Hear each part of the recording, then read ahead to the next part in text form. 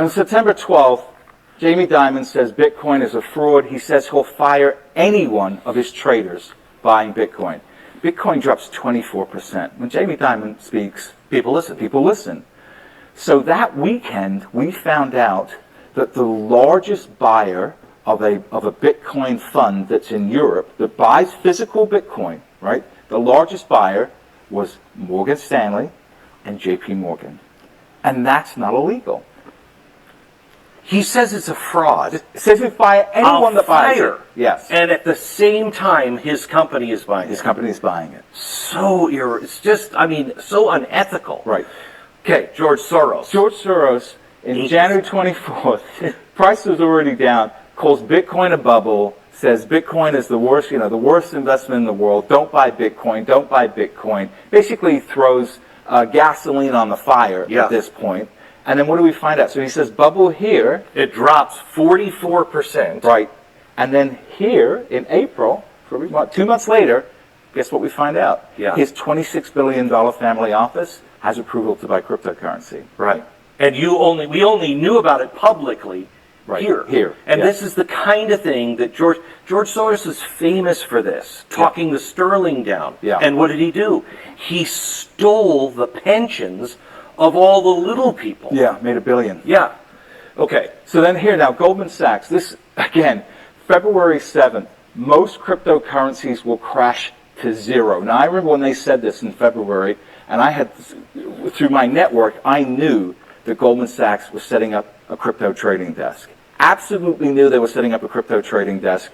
And I remember you telling me that. Right. And then, of course, they were denying it. No, we're not. No, we're not. No, we're not. Yeah. Price falls down 27%, and then what do we find out? We find out here, they say BTC 0, and then we find out just before May, new trading desk. Not only that, they put $400 million to buy a cryptocurrency trading platform.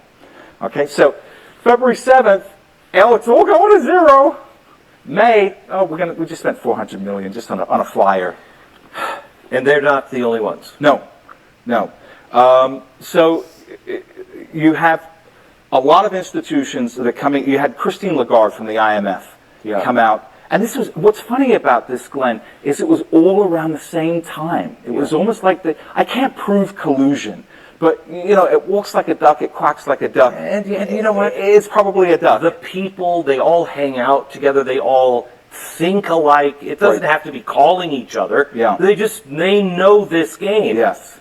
So IMF, Christine Lagarde says in the first part of the year, says all central banks should band together against cryptocurrency. Right. Have you ever heard her say all banks should band together against illegal arms? No. Or illegal drugs? No. Or human trafficking? No. But this nascent asset class, we must all join arms against. What this did was play into people's heads that these guys are never going to let Bitcoin survive. Right. And so people thought, this is over. Yeah. So let me show you, can we show a chart of the 5 crashes? This is from, I think, last year, right? Last year, okay? Do we have that chart of the 5 crashes of Bitcoin? Right. It was 30%. Right. I think 4 of them were 30%, and 1 was 40%. And here it is. Explain this chart. Those are Amazon crashes. So these are Amazon. Do you have Bitcoin? Yeah, we need the Bitcoin chart. We are. All right, they'll come up later. Okay. Yeah. So what I want to talk about now is one of the key lessons I learned from being involved in the market so long is rather than listening to what people are saying, look at what they are doing. Correct. So this is what we should look at, and this is what I want people to focus on now. Billionaire hedge fund manager Stephen Cohen, who's worth between $12 to $14 billion, by far the smartest hedge fund manager in the world, I would say of the last century, is buying Bitcoin. $6,800, buying Bitcoin. Mark Lasry, Avenue Capital Group, worth about $1.7 billion, has put 1% of his net worth into Bitcoin at around this price, $7,500. Andreessen Horowitz, Mark Andreessen. That's right, Mark Andreessen, an early investor in Airbnb, Skype, Facebook, just launched and Coinbase just launched a $300 million fund.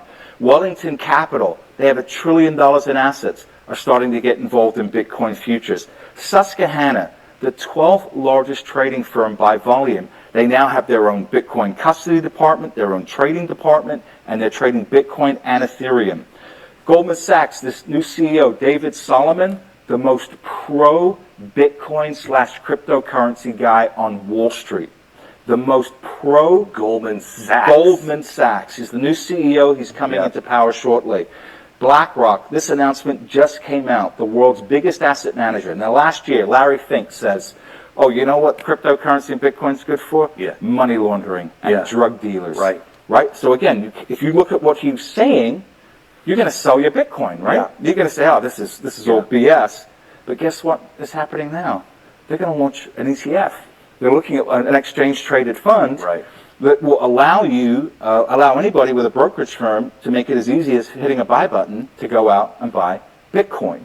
So you've got to look at this preponderance of evidence, right? All these people are already wealthy. All these people care about their reputation. If Bitcoin is such a trashy asset, why are all these people getting involved?